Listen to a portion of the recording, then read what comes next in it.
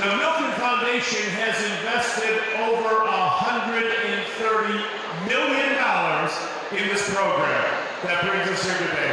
That's how committed they are to our education system and to you as students. And the reason Ben Nguyen was chosen, his passion for education is shown through the countless hours he spends helping students realize their potential. And I'm thrilled to see him receive this well-deserved award today. What Ben accomplished at Sunrise Mountain, from starting on an after-school robotics program to creating the after-school ACT boot camp, is nothing short of miraculous. STEM will represent the future of our workforce, especially in Nevada, and I'm thrilled Ben has dedicated his life to this.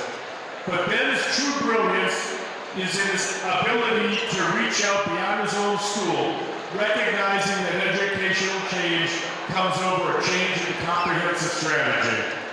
Improving K-12 education in Nevada has been my top priority as governor, and both of my daughters are products of Durango High School. Now, I know it's a competing school, but they're products of the public education system, and I'm extremely proud of them. We have dedicated, the First Lady and I, our efforts to improving our education system, and it starts from the ground up, and it starts with folks